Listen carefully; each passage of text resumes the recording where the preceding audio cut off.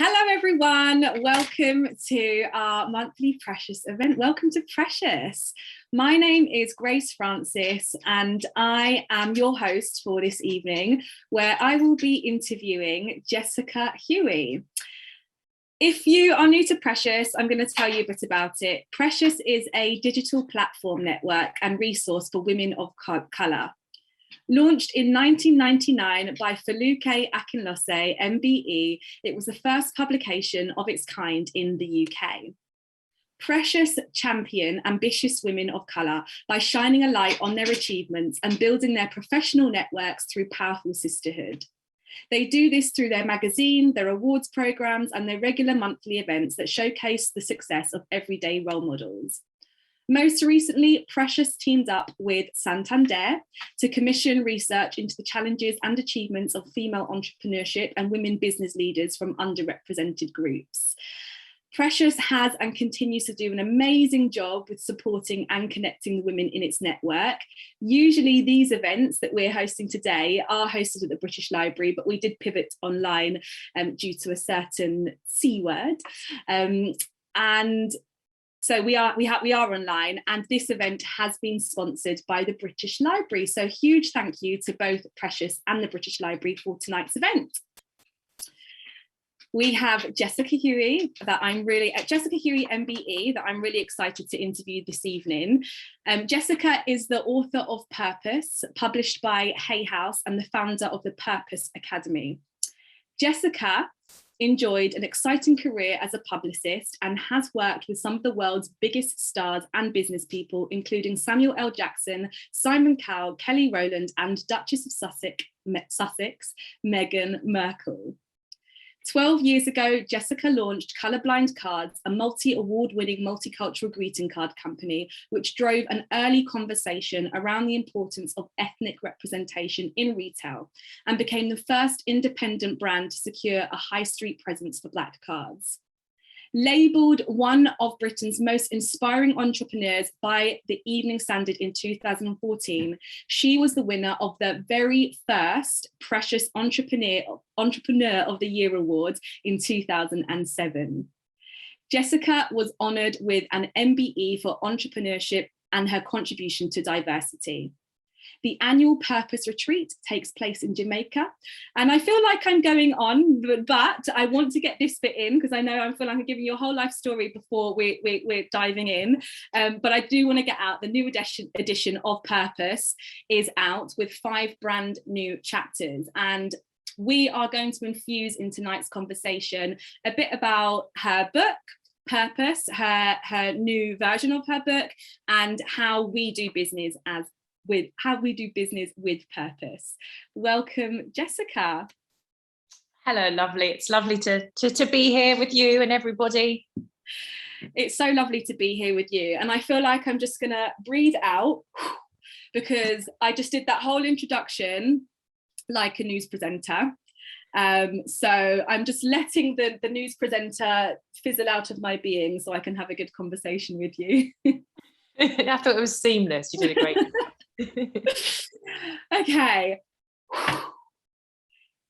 How are you today, Jessica? I'm good. I'm actually cold because the AC is on, so give me 2 seconds. I'm coming right back. Okay, that's the way to introduce back into reality. We're just here. We're at home. We've got a cup of tea. Yeah, I'm good. I'm great. It's good to be. I got back to Jamaica last week after a couple of weeks in London, and yeah, it's great to be home. Yeah. Fantastic. So can you describe to us where you are and what your day and week has been like so far? Yeah, so I'm in Montego Bay. Initially, when I moved to a parish called Westmoreland, which is much more rural. Right. My dad and my grandparents on my dad's side, the family are all from they were country people. So that really feels I'm a country girl at heart. That feels like home. So when I moved with my son, initially we went to the sticks. And that was an incredible time of like really just such a contrast from being in the UK and moving to a place which is just, it was about simplicity. Yeah. For a good sort of 8 months. And then, eventually kind of found you know, that it was impossible to get Wi-Fi, and we moved to Montego Bay, which is much more of a kind of happy medium. So we're really settled here. And my days, you know, my son, he gets ready for school. And it's just, it depends. It depends on, you know, where I'm at, you know, how I'm feeling. You know, the pace of my life has changed so much in the last few years, intentionally, you know, and it's much more about going with how I'm feeling. And, you know, if I'm in a kind of really creative, energized mode, as I feel very inspired at the moment, and London did that for me. So I'm creating lots, and I'm connecting lots and talking to lots of people and planting seeds, and I ride that momentum. And then there are times where I feel more tired, or it's the time of the month, and so I'll put in naps, and I go much more with my flow. And then of course there are things that are in the diary, you know, clients, and but there's just so much more balance now than there was in the sort of earlier years of my career. I love that. And I love that you're in Montego Bay. I've got lots of family. And when I went to Jamaica, the one time that we went to Montego Bay and got a tour around Flankers, my family called it. It was like the hills. That's amazing. Can you give us, for our listeners, so I can't really see, so I'm just going to say to, and first of all, I want to welcome our listeners. I literally started this conversation like a newsreader, and without acknowledging everyone who's tuned in tonight. Welcome. I hope you're sitting comfortably at home. I hope you're ready for the conversation. Please, you know, if you've got a pen and paper to hand, like, please use it for any inspiration that comes through during this conversation for yourself. And also you can ask questions whenever they surface, and I will get them and we will go through them at the end. So I just wanted to get that out. If anyone's new to Jessica, I'll explain how I came to meet Jessica when we first met. But before that, Jessica, can you tell us a bit about, you've told us a bit about your cultural background, but you was born and raised in London, West London? Yeah, I grew up in Wessex Estate. Shout out to my West Londoners, which is Westbourne Park. So, you know, I kind of see myself as a Grove girl. But yeah, I grew up there, and Westbourne Park, which is now really kind of classed as a part of Notting Hill, was very different in those days. It, you know, sort of pre-gentrification. And so yeah, we grew up in a council estate, and gosh, what was the question? My background. Yeah. So, you know, Dad was part of the Windrush era, an older parent, 17 years older than my mum, who's English and white. And so they were together at a time when that was, it was still pretty controversial. You know, they were at the tail end of that era. And, you know, my parents wanted me to be, as the eldest, to be the first to go to university. Dad had come over as a qualified to teach, but those teaching qualifications weren't recognised, you know, as was the case for so many of the Windrush community. And so he kind of ended up, you know, in menial jobs, got into a bit of trouble as a young person, a young black man, 20 years old, had never travelled, and sort of landed here with one suit and a phone number, and then became a minicab driver. And he did that for the majority of my childhood. Mum was a special needs teacher, but both of them, so working class parents with high aspirations for their children. You know, I was supposed to be a doctor, lawyer, or teacher, you know, as was the case for me and many of my peers. And there was lots of love and lots of dysfunction in equal proportion. You know, lots of kind of unhealed trauma that my parents had, didn't have the privilege of the resource or the time or space to, you know, to ponder their purpose as we're doing today. And so they did their best, and, you know, we survived it. And, you know, my exit strategy at 17 was to become a mum. And that was really the beginning of my adult life, when I was still very much a child. And that little girl is now a 23-year-old young woman, Monet. And yeah, that was the turning point. I don't know how much you want. Just jump in whenever, Grace, because it's Yeah, so I think that's a nice place to just pause, and I will share there how I found about your work when I did. So for those of you who don't know me, my name is Grace and I am the founder of Dramed. It's a creative education company which goes into schools and nurseries and teaches through performing arts. I'm really passionate about children from a young age having access to high quality arts. But before I started Dramed, I was an actor, and I was a talented actor. I loved acting. I was starting to break into TV, but beknown to my industry, nobody knew that I was, or not nobody, but I was not telling people that I was a parent. I became a mum at 16 myself. And so I had lots of obstacles in acting, and there became a point where I needed to find something that was more sustainable, and going off and becoming an entrepreneur and trying to start something that I was passionate about was the road that I'd gone down. And one day in 2019, I was getting my eyelashes done and I was lying on the bed, the little chaise longue thing, and I'd faced the question, I'd asked myself the question, where do I go from here? I don't want to be running around teaching my classes, as much as I love them, but teaching my classes until, you know, whatever age. I needed to scale and be bigger and reach further. And I sat on the bed thinking, I don't believe I can do it. You know, I was a mum at 16. I didn't finish my GCSEs. I have no GCSEs. I don't see anyone out there who looks like me with a similar story that I can look up to, that can expand me. And I was pondering on this thought for a few days, sitting on this eyelash bed. You know, it's a really nice opportunity when you go and get your eyelashes done, just to kind of sit, and you can't move, there's nothing else to do. So I put on a podcast by this American woman called Kathy Heller, and Jessica popped up on this podcast, and she shared her story of coming from West London, being a teenage mum, being expelled from school, yet she continued to show where she was and what she had achieved. And I cried listening to that podcast because I couldn't believe it. It was like, it was literally like I was given the answer that I needed. And it was on that moment where it was like I felt a download as to what I wanted to do next in my business, which was to franchise out or to license out. So that moment coming across you, Jessica, was a really pivotal point in my life. It was a real shift, a real gear change. I downloaded Jessica's book, Purpose. It gave me the crazy physiological shifts, tears and all sorts. I devoured it twice, and then booked myself onto with Jessica's retreat out in the countryside, which I think was the first of its kind of the Purpose retreat, if I'm right, Jessica, which you now do in Jamaica. Yeah, that's right. Yeah. So for me, it was seeing someone who looked like me with a similar story from West London. It was neuroscience. My brain said, if she can do it, I can do it too. And that was a real turning point. So that's how I came to find you.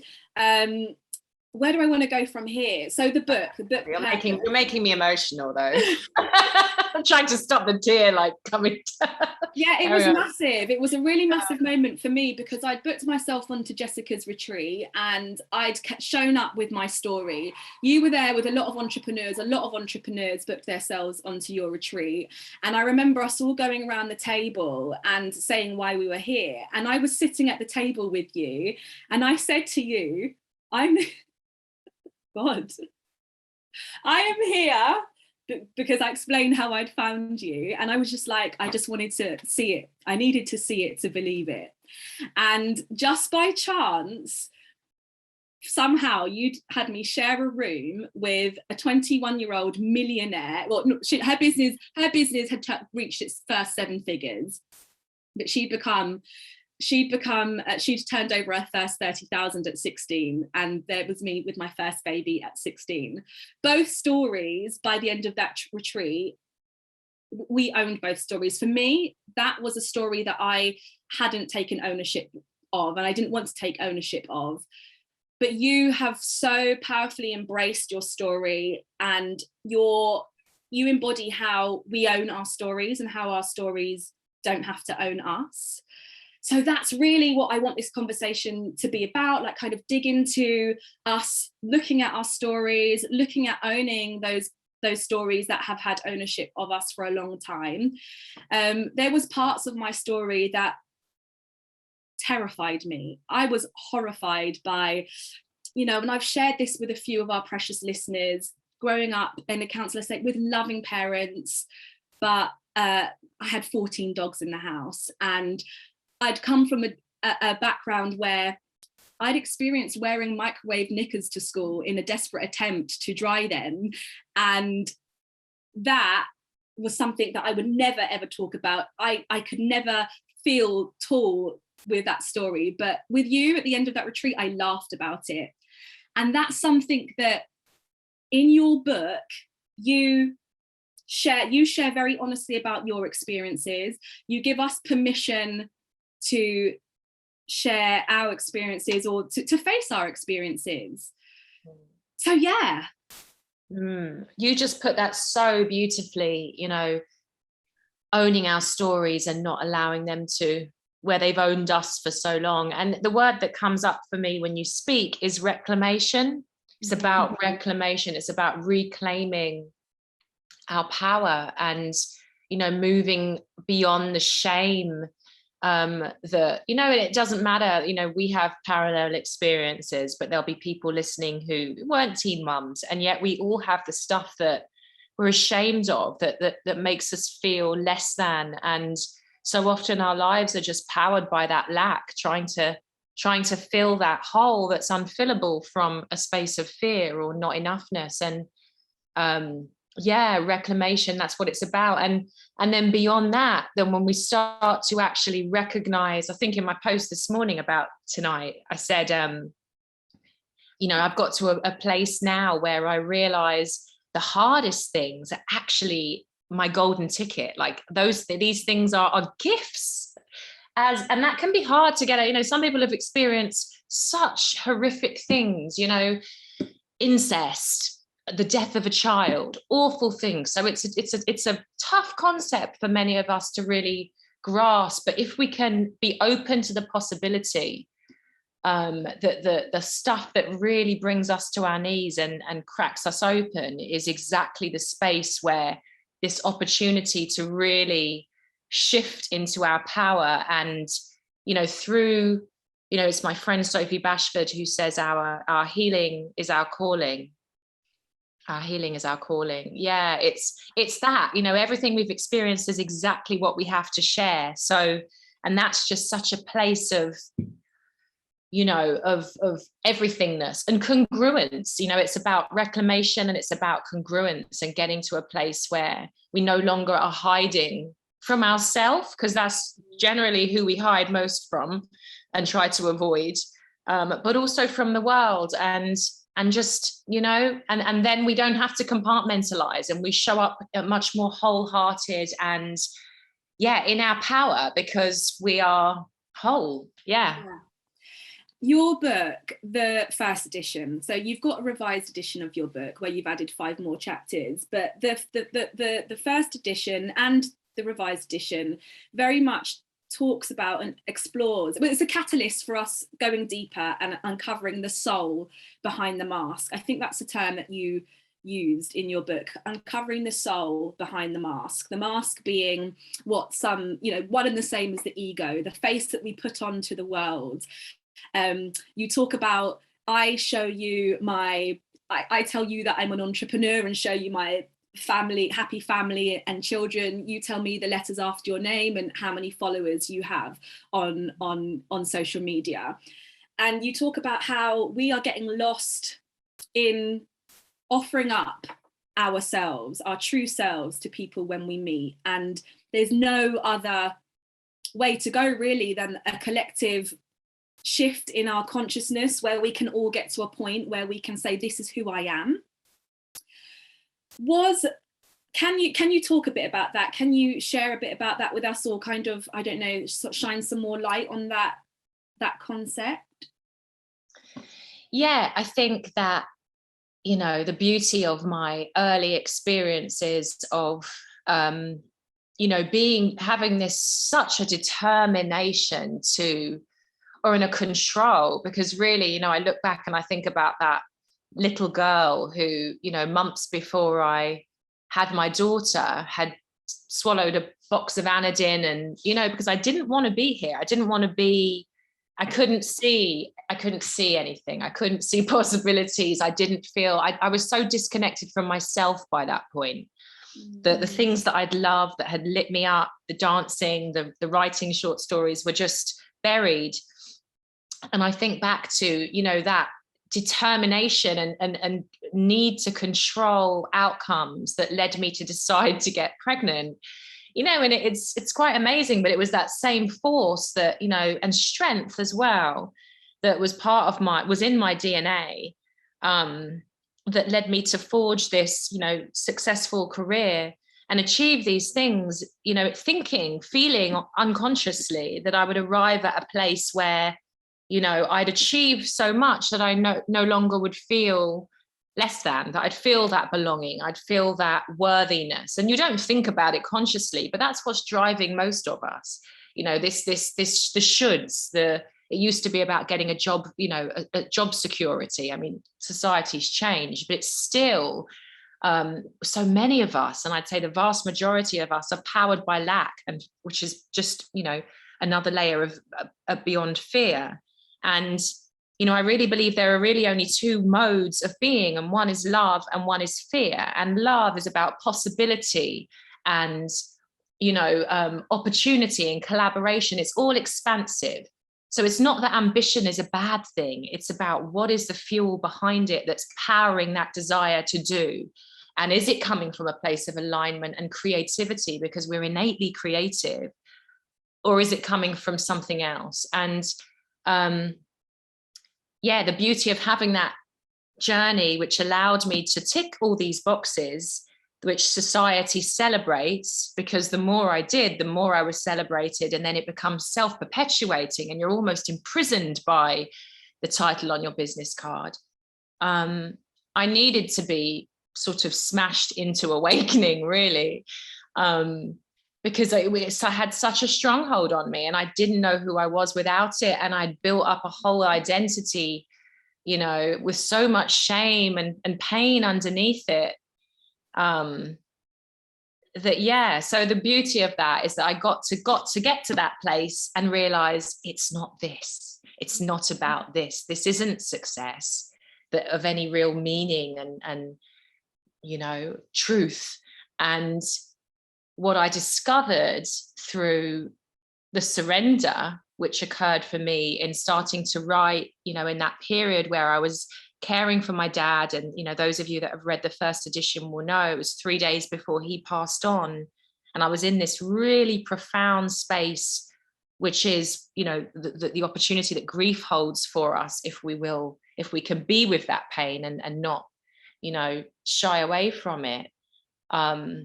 You know, from within that space, I started to write Purpose, and allowing that book to be what it needed to be, rather than writing another book, which my head said would be much more aligned with my career, or the career I'd had until that point.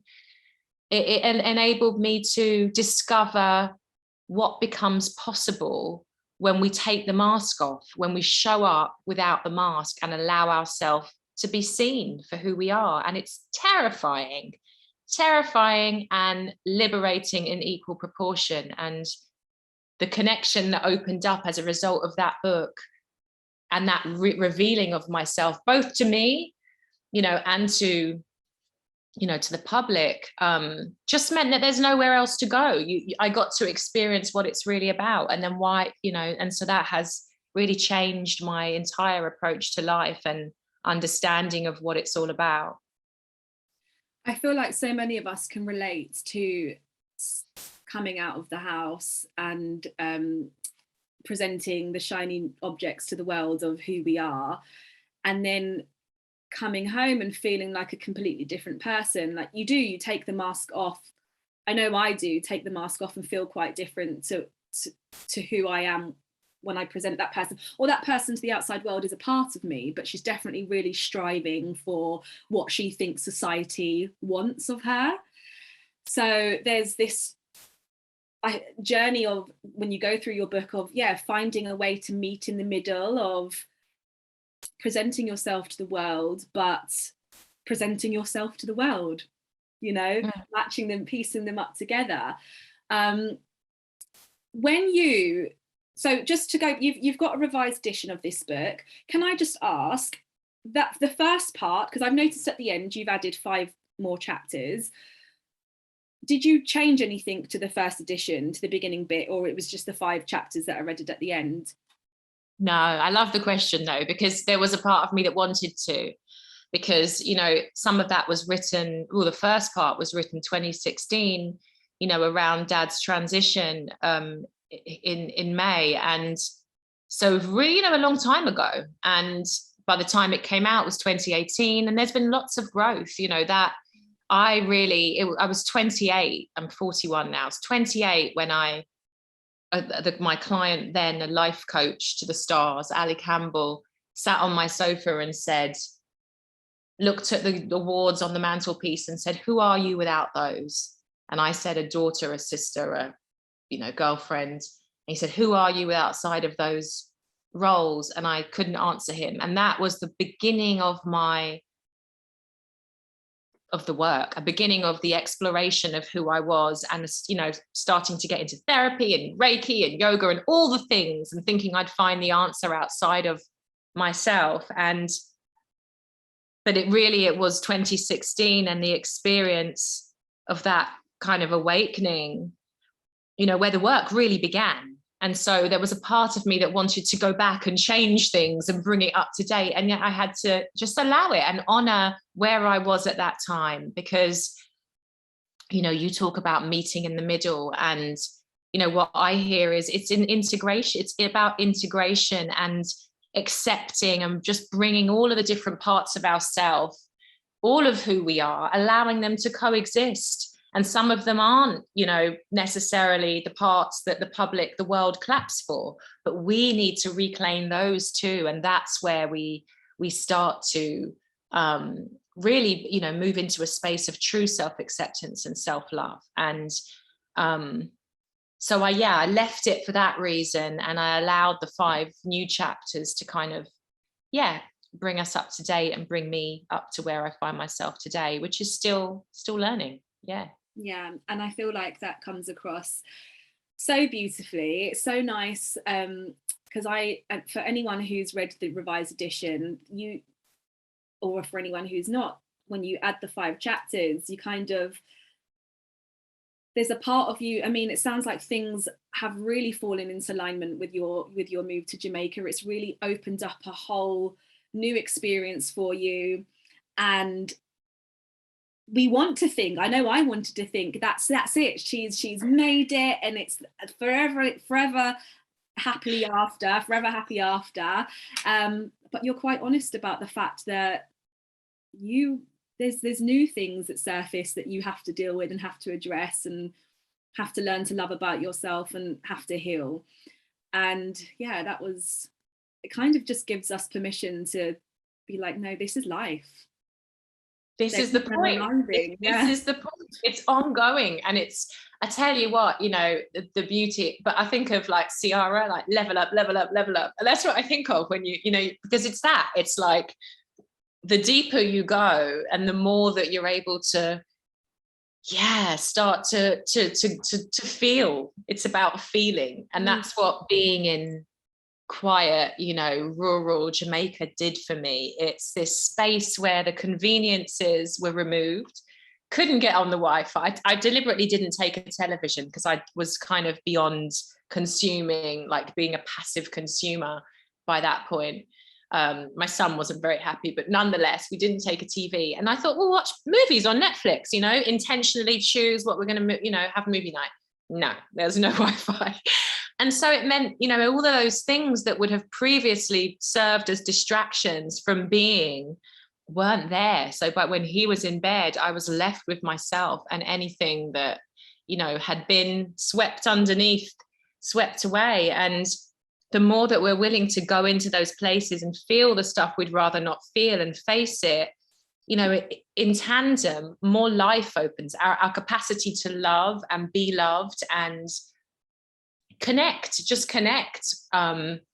with the magic, you know, which is always there, but we're so on our grind or in our heads and trying to make things happen and sure that we have a plan, that we're just disconnected from it. And so yeah, it's about, you go deeper and more life opens up and more alignment becomes the reality. And that for me is the magic that I feel every single time I wake up here. I'm like, you know,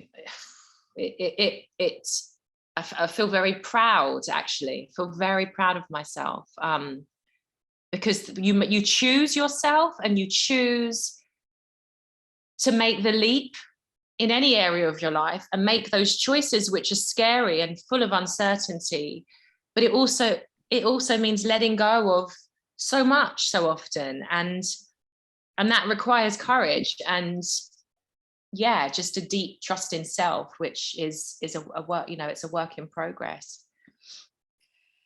Amazing. I'm just going to take a moment to welcome anyone else who's joining us. I know that there are a few people joining us because I'm getting the messages. So welcome to this evening's conversation with Jessica Huie MBE and myself, Grace Francis, on the Precious platform, sponsored by the British Library. If you have questions during this conversation, please send your questions in. I will get them and I will read them out at a certain point. We do have a question. So what is your top tips for someone who's just started to step into their business after a working life of ignoring it? What's your top tips for someone who's just started to step into their purpose after a working life of ignoring it? Yeah, I'd say congratulations on making that leap. It's a ride. It's the best adventure. Think big. Think big. Don't limit yourself. And I would say, yeah, something that's really present for me at the moment is the most important thing we can do to actualize our dreams and our deepest desires is not the doing part. Yes, we need to take action, but more than that, it's about feeling good. Actually, it's about paying attention to our frequency and our vibration, because you know, it's science, it's not woo woo. You know, whatever we attract at the level of consciousness that we operate at. And so our job is to do whatever we can. And, you know, things happen to challenge us. You know, you have a disagreement with somebody, or you don't get that client, or, you know, whatever, you feel ill. But our job is to keep up, you know, try to raise our vibration and operate in a place of, you know, I talked earlier about the fear and love. We constantly want to try to, you know, incorporate gratitude. You know, what are we grateful for? You know, how can I, you know, be of service today? You know, what's that random kind act I can do? It's about, you know, lifting ourselves, because if we're in a space of here are all the things that are wrong, it's so tough, then it's very difficult to attract in that which we want to actualize. And it's not about denying the hard stuff when it's there. It's important that we feel it and honor it, but then just not become beholden to it. Yeah.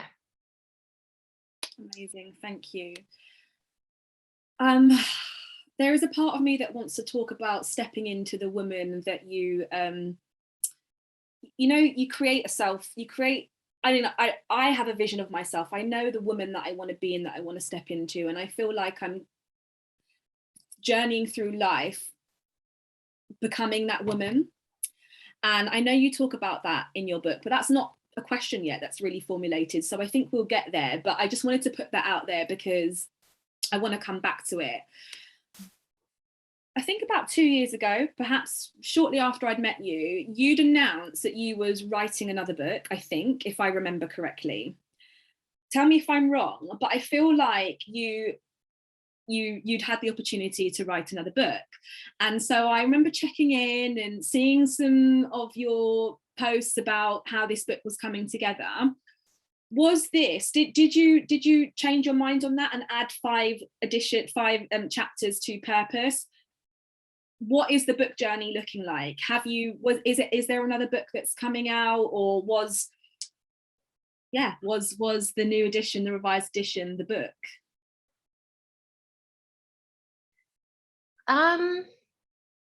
Yeah, I think it was just the same. You know, it's easy to fall back into, right, let me make a new plan, because it's entrenched, isn't it? You know, right, here's what's going to happen next. And life has its own ideas about what's best for you. And in my experience, life's ideas are much bigger and more beautiful than anything that our, mere human minds could conjure up for ourselves. And so it was just more of that. Hay House came to me and said, given what we've all been through collectively, feels like the time for purpose. And when they said that, it was like, yes, because actually that I had wanted to push, make another book happen. And it wasn't fully, there were bits here and it wasn't fully formed. And so when they made that invitation, it really just felt right. Yeah. And I allow how it feels to guide my life now. And there was more to say on Purpose. And I kind of feel I know what the next book is. Yeah, it's becoming really more and more clear. Yeah.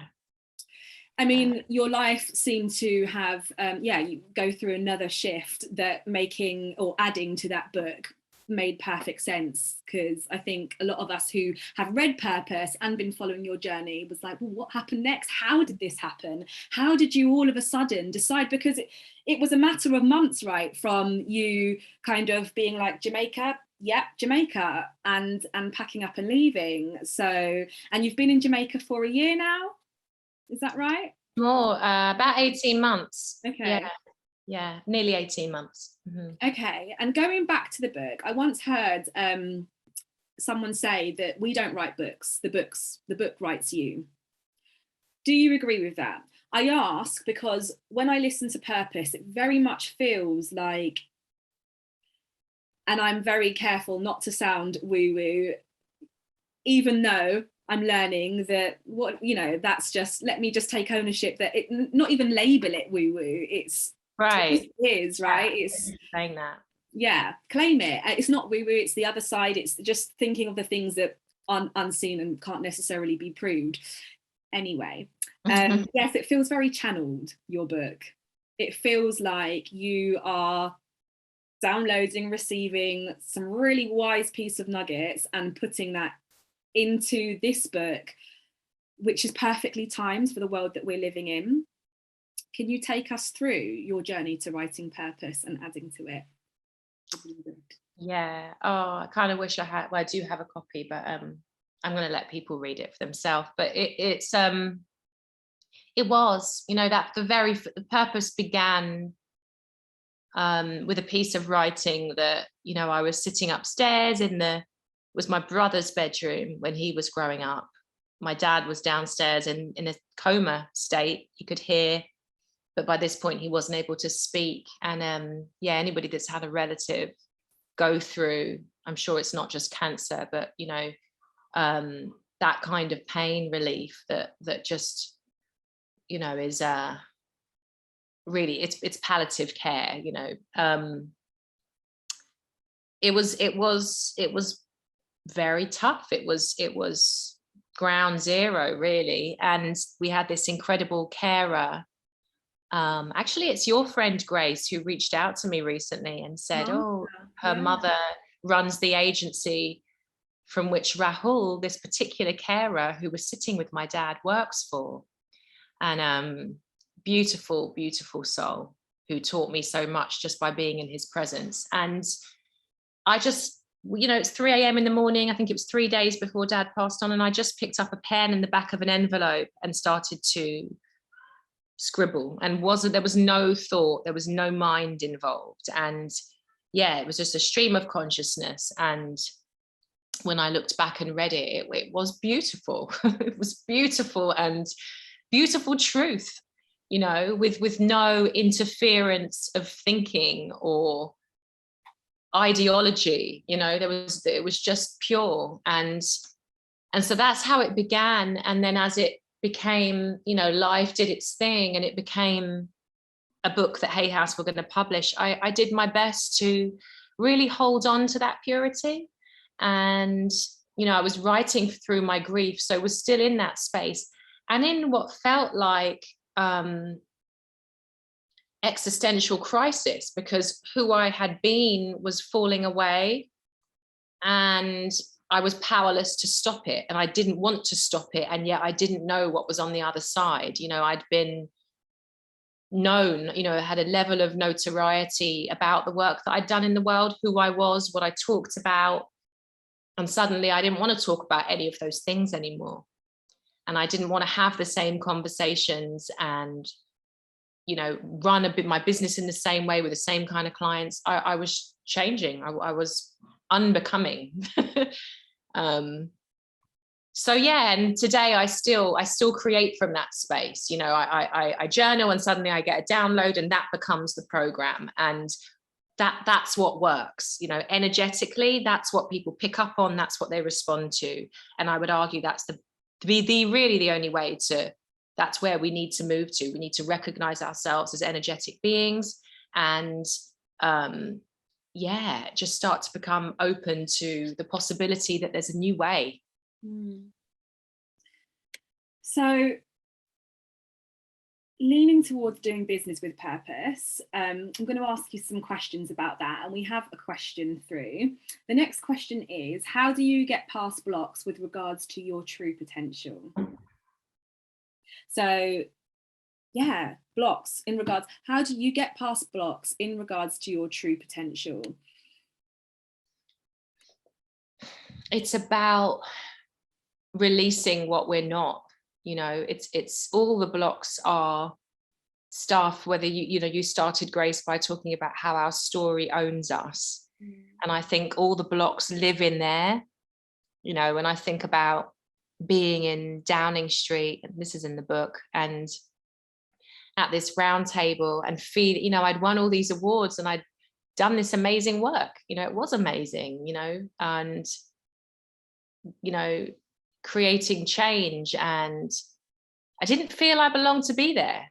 You know, that was a block, because what I did, because of that feeling, you know, that had nothing to do with the reality, was something old that was unhealed, that meant that I dimmed my light in that room. When it was time for me to speak, I wasn't in my power, and I shut down, you know, the flow. I shut down what was opening up for me, what might have, and, you know, everything that happens when and as is meant. There's no regret, but just as an observation, there's been a lot, you know, particularly, you know, in my younger life, career life, of me sabotaging myself professionally, because of those blocks. So it's about doing the work. All the roads lead back to starting to do that reflective work, and moving from denial into reclaiming our experiences, and moving through them. And that's a work. It's an ongoing. There's no, you know, anyone that tells you that there's a book that's going to solve that, you know, or a course you can go on and then it's all done and dusted. It's, unfortunately, it doesn't, or fortunately, because that's the joy. That's the, you know, it's an ongoing process. But this is a great place to start. Yeah. It absolutely is. We have another question. Thank you for that. How do you, as we are all on social media constantly, what pages have you both found that inspire you every day or make social media a positive space? That's a really interesting question. Love that. Sorry, go on. Go on, Grace. I'm going to look while I'm going to tell you, because I want to give the right handles. Okay. Yeah, because I find that my relationship with social media, you know, is love hate, and there's times where I completely have to come off it just to, because I feel like it's draining me, it's stopping me from sitting with myself a lot. And I've learned that sitting with myself is necessary for the growth and to move on to the next part of who I am. But there are really positive tools. It can be an expander, and I use the term expander because it's a really good place to log on, find someone, anybody who you look up to, and it doesn't have to mean like be a set space. But my answer to that question is find people who inspire you in some way, shape or form, and just look at those people. I have a whole account that I have nobody follow me on, but I just follow those who inspire me. So I can go onto that account and scroll, and all I'm seeing is, yep, she's doing it. Yeah, if she can do it, I can do it too. Look at that. So that's part of my answer to that question. And I don't think it can drain us. You know, I know what you mean, but it's like, often I think we have these set ideas that are quite black and white about what's good and what's bad, but ultimately we have dominion over, you know, we want to work towards having dominion over ourselves, which means we are intentional in our consumption, which I think is what you're explaining. And so it's about how we, you know, what's our level of awareness in how we're consuming, and we get to use these things in a way which nourishes us rather than drains us. But I love Nova Reid Official.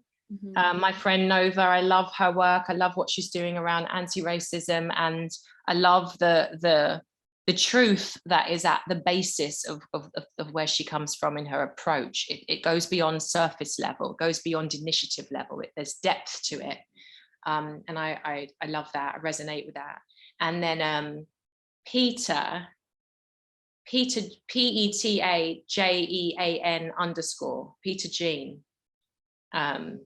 Yeah, another just brilliant woman. There's lots. I mean, there's lots, but I'm not a massive consumer of social media. I practice sharing, and I encourage it with, you know, my ladies in the Purpose Academy. But I enjoy connecting with people through other means. For me, yeah. Well, thank you for sharing that. So we've got Nova Reid Official and Peter Jean _ So for our listeners, I'm going to talk at the end about our precious WhatsApp group and our precious mailing list. We will be sending these links out. So we'll have some links that we'll share with you. So everything that Jessica's mentioning and sharing, we'll send them via the links to your email, and we'll share it in the WhatsApp group as well. Next question. How do you get past blocks with regards to your truth? No, I've said that one. It's come up again. Do you feel you need different tools to start a business now than when you started out? And what are they? Both practical and mindset. Yes, things have changed a lot. And they're always changing. Yeah, I mean, there's a digital savviness now that, you know, I think is important. That, you know, if I think about when I started Colorblind Cards, you know, then the cards were, it was all about physical cards. And then soon after Moonpig was born, you know, and that was all about personalized cards that were then, you know, printed on demand. So we had to catch up with that. And now, you know, then there's e-card. So yeah, it depends, I think, depending on the space that you're in. But certainly that kind of digital savviness and a curiosity to explore how, you know, we can utilize these social media platforms, because they can be so powerful. You know, it's how we communicate now, how we share. And it's opened up. If I even think about, you know, the book, you know, I was able to do the beauty of the time that we've been in is this, you know, emergence of connecting like this, events on Zoom, and that just opens up the world to us. You know, it opens up, I can be talking to, you know, at a university in the USA, or, you know, doing Soho House in London all in the same day. And that's just exciting. So, you know, what becomes possible if we open up open up the possibilities in relation to connecting. So I, you know, which leads me into mindset. So I think it's kind of blowing the roof off the possibilities for our lives and for our businesses, and thinking big. It's a time where we can reach and connect in a way that we couldn't previously. So yeah, creative thinking. This is the time for it. When I came to your purpose retreat, are we calling it, it was called Purpose Retreat, if I remember correctly. Was it a purpose retreat in the UK? I think so. You really helped me and us craft our bio. So that was the power. It was called the Power Retreat. That was more entrepreneurially focused. Right. Yeah, that's why we did that. We wouldn't be writing biogs in the Purpose Retreat. No, okay. So it's the Power Retreat, where you really helped us get clear on our story and our why, and put that into our bio. And that's something that really stayed with me. And I think it's really important for any entrepreneur is to have a strong bio. I think a bio it's really key in how you communicate yourself and what you do. And you helped me craft a bio that told the truth, even though it felt a bit uncomfortable at the time. But it's one that stayed with me. I'm still using that bio now. I have changed it somewhat as I've evolved. But yeah, it was a really powerful bio based on your obvious experience, your PR experience. Mm-hmm. Grace, I have to let my son in. Excuse me, everybody. I'll be right back. So yeah, I'm just going to continue and say just want to talk about how we're crafting our bio with purpose. If you have any questions, please scroll to the bottom of the screen where there's a link where you can pop your questions in, and I will get them and I will be able to ask them. So yeah, like Jessica, just giving you a moment to sit down and come back to like the bio. Are you still doing anything with purpose? Do you have anything to add? Any particular tools in that sense of how we can infuse purpose into our entrepreneurial journey? Yeah, I think they belong together, and it's not about, you know, necessarily oversharing. You know, often people will say, well, I'm not comfortable sharing, you know, parts of my story, and that's okay. It's about what feels good for you, but just remaining aware that, you know, it's how people connect with the human. And the motivation behind what you're doing. No one really cares what you're doing. It's why you're doing it, what's driving you. And, you know, whatever walk of life we come from, you know, my experience is that we're good. There's goodness at the heart of, you know, the vast majority of people. And I'd say all, because I'm forever an idealist, you know, underneath all the stuff. And that's what we get to connect with when we share our story. We're sharing our humanity, and people feel that and they'll get behind it. And you know you've only got to sort of look at Brené Brown's work around vulnerability, and you know, it's a doorway to connection. And so it may feel uncomfortable, and I think particularly for like from the Black community, often we don't share. You know, it's not just the Black community, because there's, if I think about my mum's side, there's such reservation there. But yeah, so it can, you know, that's why it feels uncomfortable. And actually, you know, it's bizarre how dishonest, how dishonesty is more normalized and kind of suppressing, and is much more normalized than just being who we are and allowing that to be seen, you know? Yeah. And you touch on in your book, and I can't remember what chapter it is in now, but you speak about bath bombs, for example. There's lots of bath bombs. There's lots of soaps out there. It's not the bath bombs that we're buying. It's the story behind the bath bombs, which absolutely makes a lot of sense. So I hope that that's helpful for someone listening to hear at the moment. Do you have anything else to add to that, Jessica? I think there's so, you know, it sounds like a cop-out, but I think there's so much in the book. I was just thinking about another anecdote about becoming, maybe I can find a way to communicate it briefly, but like, don't wait for everything to be perfect and in place before you start behaving as the version of yourself that you want to evolve into. Like, you don't need to have all the things together. So, you know, if there are coaches on here or people that aspire to be a coach, you don't need to have the glossy website or the business set, you know, the company registered before you begin coaching. You know, it's about, we have to be it before it actualizes, and that's an inside job. And I think it's relevant to anything, you know. I really try to encourage that with my, you know, my little one, you know, to, what are your ideas, or let's create it. You know, it doesn't matter that you're a schoolboy, you know, how can you, you know, just become it. You have to become it first before it happens. Yeah.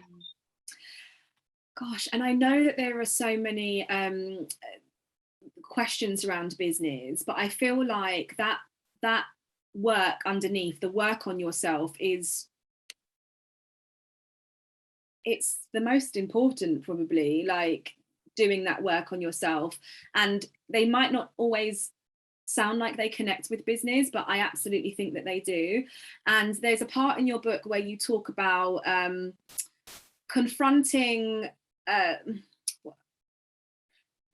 making peace with people, with stories. I forgot the term that you use, but you said that, you know, for when you was younger, you slandered your mum. You used that word because of, you know, your childhood experience of alcohol being in the home, and that's a similar thing for me. Like, I felt like, you know, I was putting the blame on lots of people, old relationships at one point, but you shared that you went through a place of making peace with them, apologizing, picking up the phone and saying sorry, and things came from that.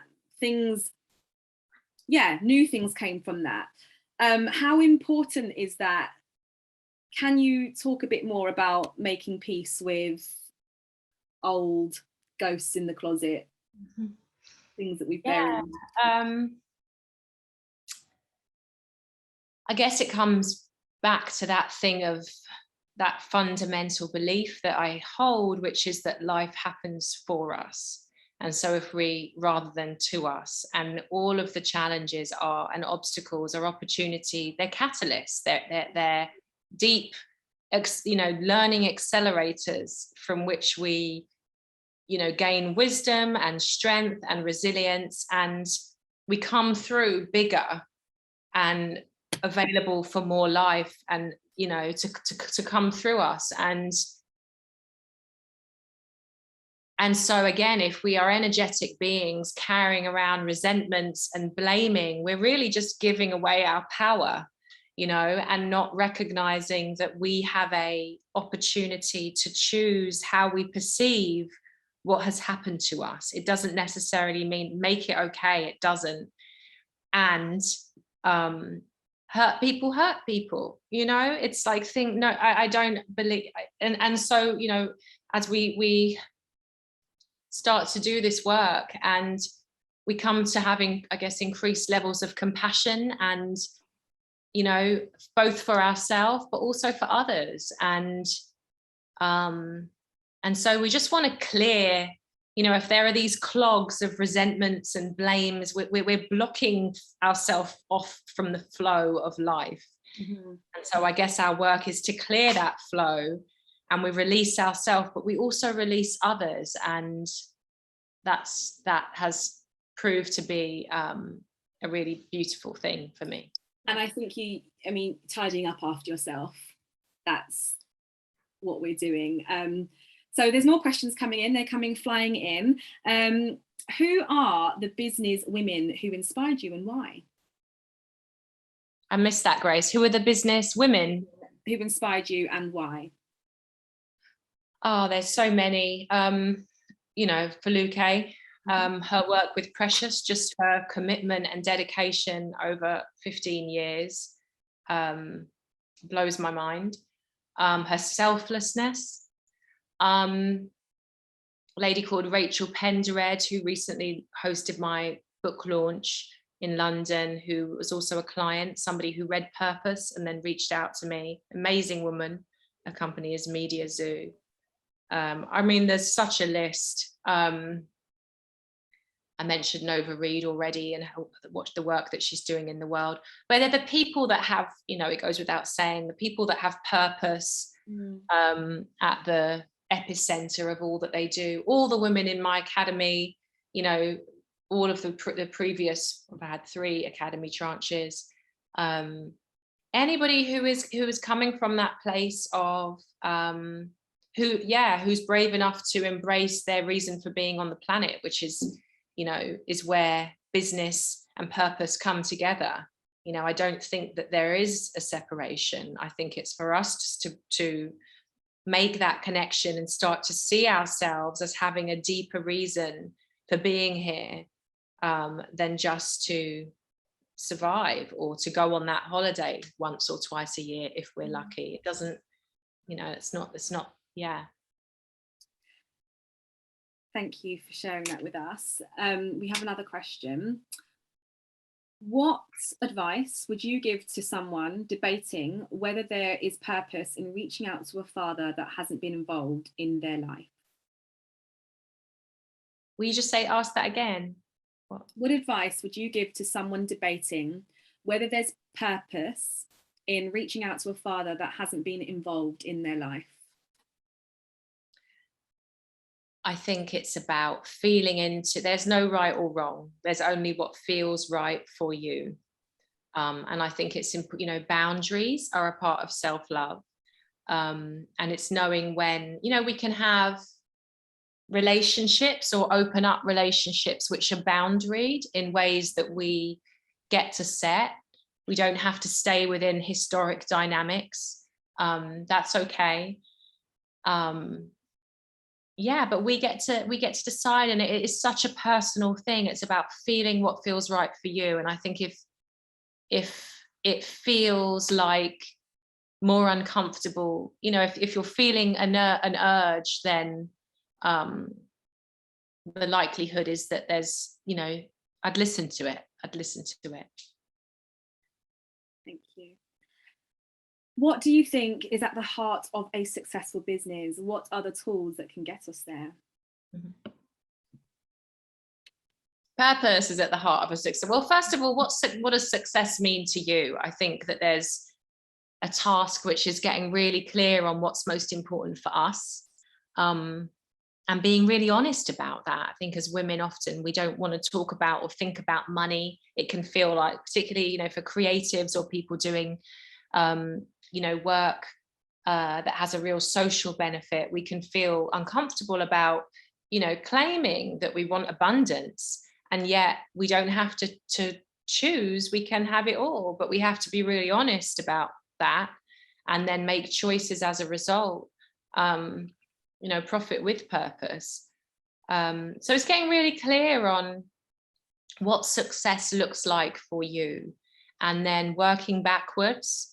What would I need? What would be required? Who do I need to be in order to realize that kind of success? Because it's an inside job first. You know, Oprah Winfrey says we will never supersede our self-esteem. So if we have this stuff that's holding us back from being the version of ourselves that earns that money, has that impact in the world, then our stuff, our baggage is going to hold us down, which is why so yeah, decide what are your deepest desires. What does success look like for you? Make a plan to work backwards to realize that, but also stay open to, you know, the way the greater plan for us, and not hemmed to our agenda. Yeah, that's beautiful. And do you have any tips on becoming visible, especially if you are quite shy? I think if you're shy, then start small. You know, set yourself a challenge, which might be, you know, go live on Instagram, you know, and that's quite big, I think, if you're if you're shy.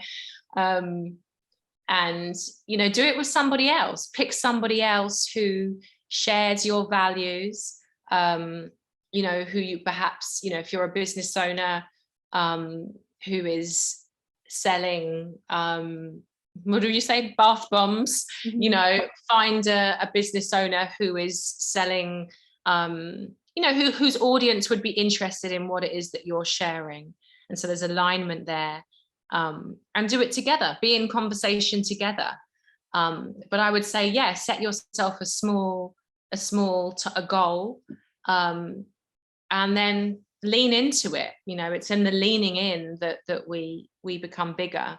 And that will give you the confidence to take on those bigger visibility opportunities. There's so much, but, you know, visibility is really about getting clear on who we are and what we have to say. What is our unique IP, which is everything we know as a result, not just of our professional life, but also our personal life, which is what I'm sitting here talking to you about, Grace. It's not just, you know, there's a whole concoction of my life experiences that I'm sharing, and that's my IP, and we all have it, and it's unique to each. So that's, again, where the personal starts to mold and fit with the professional, because it's all what we have to offer. And that's, you know, no one is you. That's your power.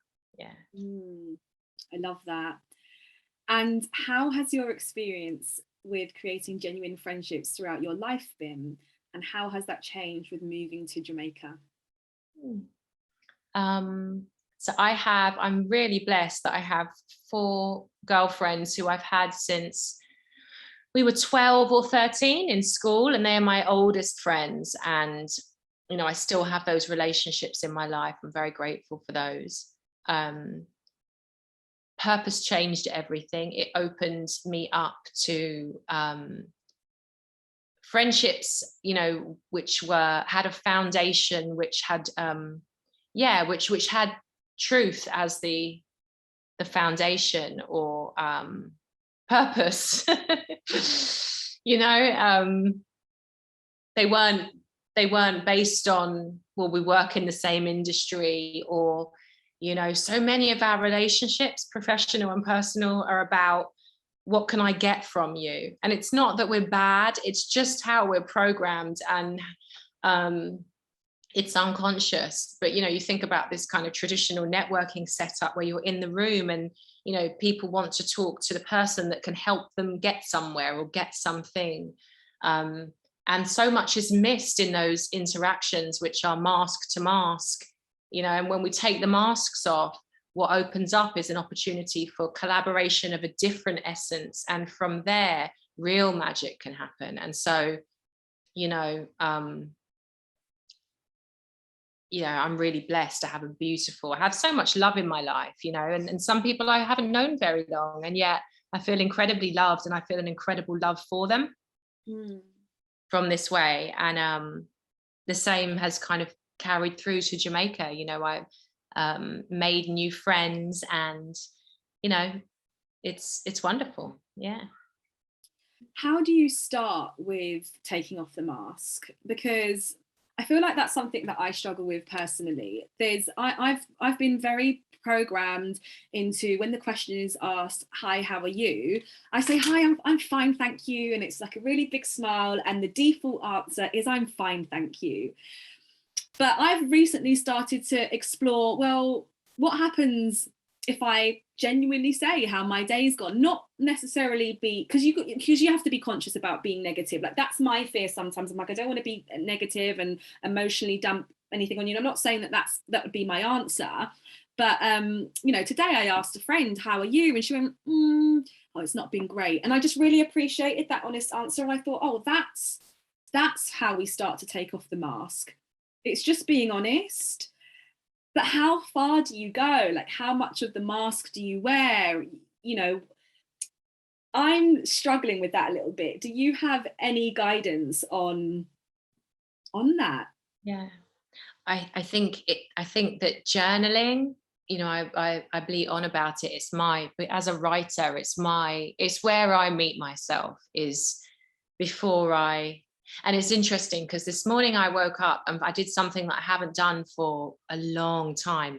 And I reached for my phone before my journal, and I checked my WhatsApps and I checked my email, and I was like, oh, what's this? What's going on here? Like, what is it that you are needing from the external, from like something? And it's just, you know, it's about not judging it, but just noticing. And you know, part of it is that my boo is away and I miss him, you know, so there's that, but I know myself now, and so I know there's more to see. And so I can then, in knowing that, I can be a bit more conscious in getting back to my journal and to myself, because I pride myself on, you know, starting my day from a place of power and connection to self.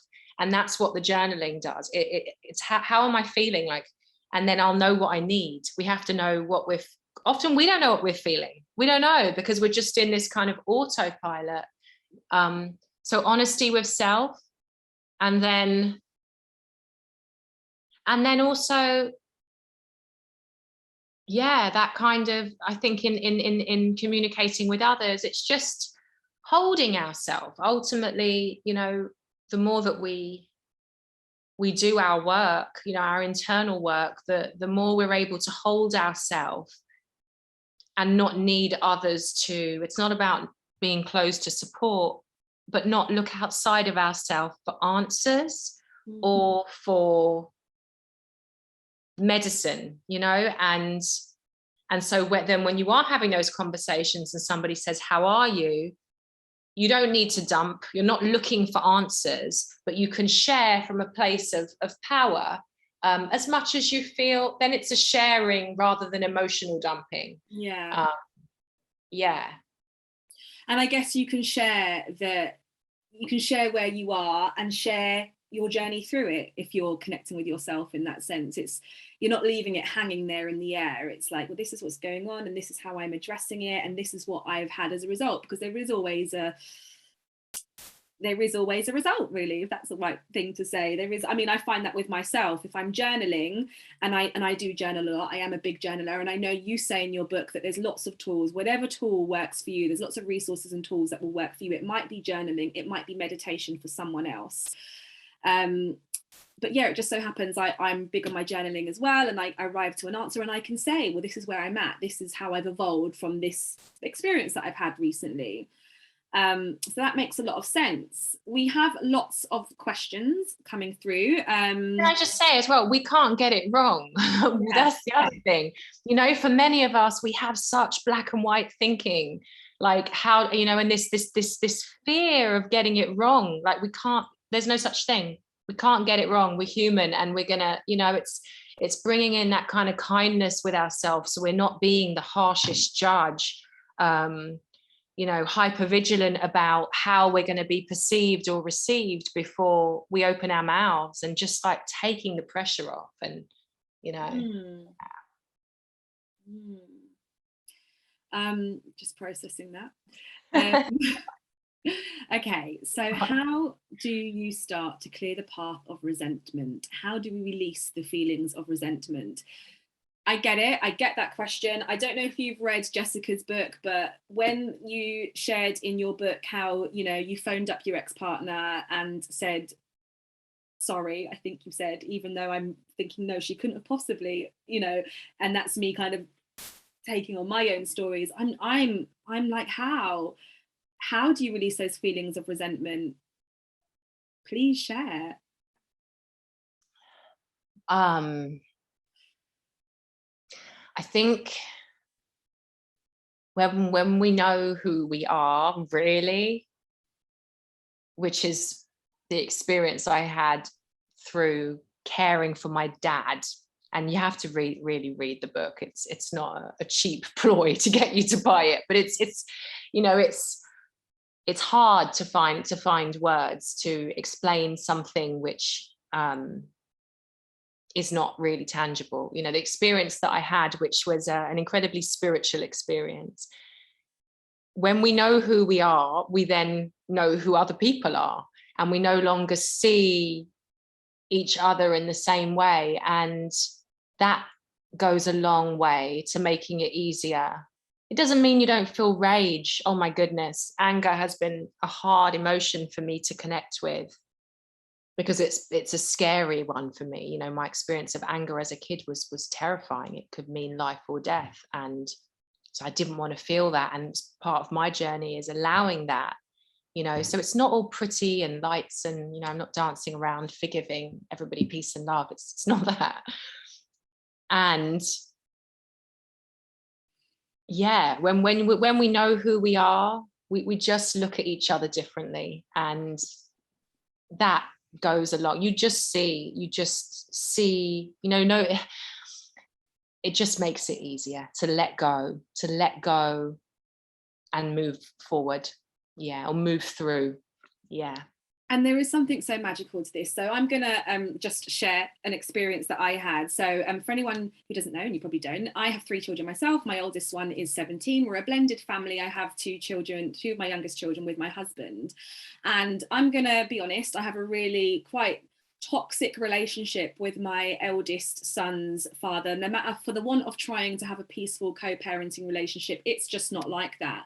And there is no, even to this day, we cannot for some reason talk to each other and work out our differences. But there was a time where I wanted to look at the part that I played in this dysfunction between us, and I, with my journal, started to make peace with it. And I started to apologize. Not necessarily, I didn't apologize to him face to face, but I was apologizing to his essence. I was saying it out loud, I'm sorry. And I listed all the things that I was sorry for. And then we found an old computer, and my husband set it up, and up popped on the screen was a video of me being pregnant with my eldest child and his father in the video. I hadn't seen this video for years. And then by the next morning, I'd had a voicemail from him. So from that moment on, I just thought, gosh, when you are making peace with people, it doesn't necessarily have to be to their face. It can be something that you make with peace to yourself first, and just sending it to their soul, really and truly. I feel like that has power as well. Sure. Would you, do you think that I mean, obviously it's not all the time it can be face to face, because for whatever reason there isn't a person there. So yes, do you have anything to add to that? I thought I'd just throw that. No, I thought you just, that was a beautiful illustration. Yeah, I mean, it's an energy thing. It's an energy thing, you know. Yeah, it's that.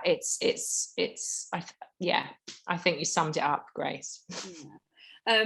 So a question that I think ties into this one quite nicely is, you are very honest and transparent in sharing your story. How do you get comfortable in doing so? Or do you ever feel uncomfortable? Oh gosh, yeah. Even just before sharing the new chapters, you know, there's a whole internal roller coaster of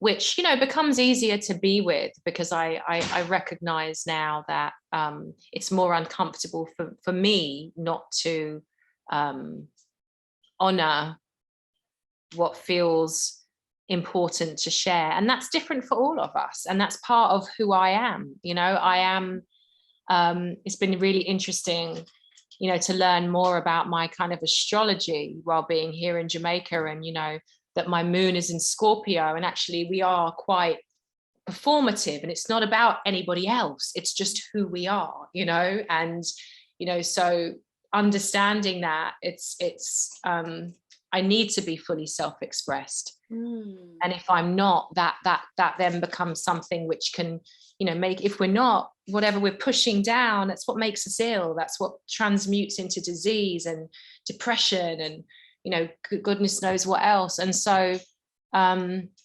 I set my own rules now. I set my own rules. I'm not playing by anybody else's rules, with the level of awareness that I have now. And we all have that choice, because as uncomfortable as it is, it also, it's liberating, you know. It's like when you're honest and you share, there's nothing to fear, and that feels good for me.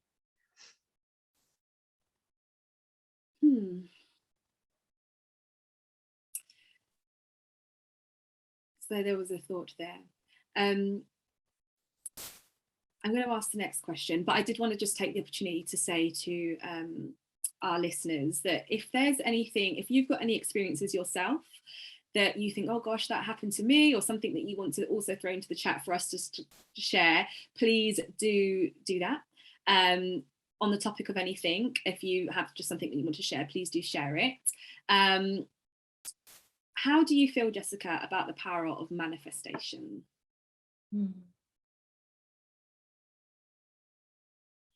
I think manifestation in its truest sense is manifesting. It's not about things, it's about manifesting the version of ourselves that we are yet to become, our fullest potential. And I think from that space, everything we want becomes possible and limitations fall away. And I think that's why we're here, to let go of what we're not in order to manifest who we are yet to become. I think that's the point. Sometimes manifestation gets really focused on thinking something and creating something in front of you. Like, I want to manifest this, or it could be an object or whatever, but that's a really, just so I can clarify that, it's, can you just say that again? That can you just sum that up again? I can try. Yeah, I think manifestation in its truest sense is about manifesting the version of ourselves that we are yet to become, the version, you know, our fullest potential, which is infinite, and letting go of who we're not in order to expand into, the biggest version of ourselves. And from that space, it's like I was saying earlier, the more that we're willing to be with the things and feel the stuff that we've been avoiding, let go of the resentments, you know, do the healing work, the more life and possibilities and opportunities open up for us, and we are unbecoming who we really are, which is powerful beyond our understanding. And not this body is so much bigger. And you can come and sit right beside me, darling. It's okay. And just sit right here. And the thing is that from that space, the things we want become much more attainable, but it's about focusing. That's why for me, purpose isn't about what you're doing. You know, it's not about, my purpose in life is to create a business which ends X or which contributes to Y. It's not that. Our purpose is to be more of who we are, who we truly are, because in the being of who we truly are, the things that we are here to do cannot help but flow into our consciousness. And then because we are trusting ourselves and guided by that internal GPS, we can't help but say yes and lean into them. So it's all inside out. Yeah. It's amazing. You hosted the Precious Awards that we've just gone. Congratulations to all the nominees, the finalists, the winners. You were co-hosting the Precious Awards, and there was a singer that came on stage, and at the end you said, "What can we do for you?" Which I thought was really beautiful. I know that you are back in London on the 14th of December. Can you tell us about that, and also tell us what else we can do for you? Yeah, love the Precious Awards. I didn't see you, Grace, but anyway. Yeah, I'm coming back. Bringing my son back to spend the holidays with his daddy. So on the 14th of December, I'm running a year of purpose. And it was just, again, my best ideas come through in my journal. And it's a day-long event from 10 till 5. It's going to be in central London somewhere. And it's a real kind of mix of head and heart. So the idea is it's a space which will include breath work. It will end with sound healing.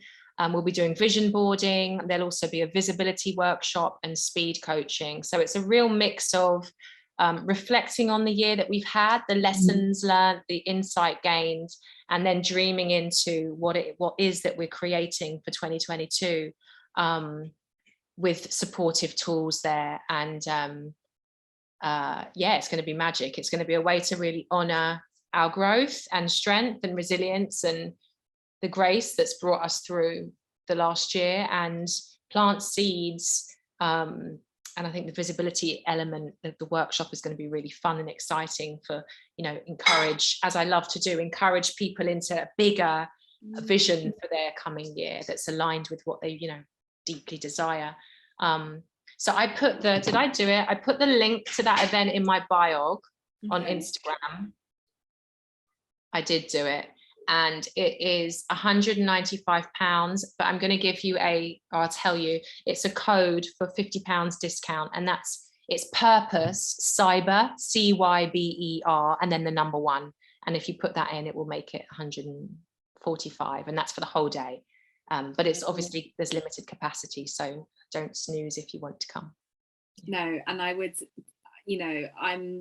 just do it. If you're contemplating it, if you want that shift, absolutely book on to that if you can, and absolutely follow all of Jessica's events, which a lot are in Jamaica, but I've got my eye on the Jamaica retreat, and I can feel it coming. I'd missed a question. What's your favorite, one of your best memories from your retreat? And I am paraphrasing when I see it. What has been your favorite memory from a retreat? Retreats are so magic. And the next one is January 12th to 19th, Portland, Jamaica. We still have 4 places if anybody wants to come. Just send me a message. They have their own magic. I mean, the first one that I did in Jamaica was in Treasure Beach, St. Elizabeth, which is my dad's parish. It's where my grandparents are buried. And that was really meaningful for me because I really wanted to do something to contribute to community tourism and bring people to this place that had impacted me so much as an 8-year-old, where I guess on some level, I always knew I'd return. Jamaica has its own magic. So just creating it, seeing people, I remember people arriving, and that was enough for me to feel really moved, and just, seeing them emerge and lean into whatever it might be. For some, they come for personal reasons, just as a kind of checkpoint Charlie, just to kind of get clear on their next steps. And other people are transitioning professionally, or they just want to amplify what it is they're up to in the world. And they're just magic. I actually can't pick a moment, Grace. I can't. There's another statement that says, your babe is so cute and love the way he is so free with the moment. And I agree. What, my little one, my son? Little one who's just sun kissed by Jamaica's sun, the sun. Yeah, love it. Can you tell us quickly about Bigger Than a Book? Yeah, so Bigger Than a Book, another journal moment. It is a 3-month program, and it starts again on January 21st. And it's basically 2 hours on Zoom, the 21st of January, February, March. And then there's training videos that are all, me and a guest, and homework. And the idea is that a maximum of 12 people by the end of March will emerge with 3 chapters of their book written and a book proposal, including a marketing plan, which is really important if you want to approach a publisher. But it's also for people who just want to go through this very sacred process of writing their story. And it's bigger than a book because, it ties in with what we've been talking about today, that whole decision to start to reclaim and own our story, so our story doesn't own us. And it's just also a very powerful way of getting clear on what it is you have to say and share in the world, which is the golden ticket you've all been gifted with. And so the process, whether you want to publish or not, it's just an incredible thing to have. There's somebody said recently she wanted her kids to have her story in her words, and I thought that was beautiful. So yeah, that's also open now. You can apply. I think we've got about 4 places filled already. More of an investment, it's £1,800. But this stuff is like, you know, it's the greatest investment you can make is in yourself, truly, in yourself, because, you know, that's where we unlock the possibilities for our lives. And so yeah, that's amazing. Thank you so much for sharing with us. Our listeners, our guests, can head over to your website, which is Purpose. JessicaHuie.com. JessicaHuie.com, sorry. And they can sign up to your mailing list, where they will get everything that you're offering to their inbox, if I'm right, because I'm on the mailing list myself. They can follow you on your Instagram. Mm-hmm. Jessica Huie. No, it's Jessica_Huie_, yeah, on Instagram. Yeah. And same with Precious. Thank you so much, Precious, for and the British Library for giving us this platform to have this conversation. Thank you so much for listening. Please follow Precious online, on Instagram and Facebook and LinkedIn and Twitter. We're all over the social media. And yeah, big thank you to British Library as well. I want to add that if you are not yet in the Precious Network WhatsApp group, you can join the WhatsApp group, where we're just in the network having conversations, and it's not too much at all. I want to mention Precious merch, because I'd made the effort to wear it today, and I put a little statement piece. Precious merchandise, let me show you. Oh, there we go. We've got gorgeous women all over the t-shirt, and there's other pieces as well. Thank you so much, Jessica. It's been really lovely having this conversation with you, and yeah, thank you for sharing with us. Thank you, Grace, and thank you for really wonderful questions and flow, and thank you everyone for joining. It's lovely Thank you everyone. Yeah, amazing questions. So sending lots of love and wishing you well. Good night. Well, it's not good night for you. Not me. Night, everybody. See you soon. Take care. Bye. Bye.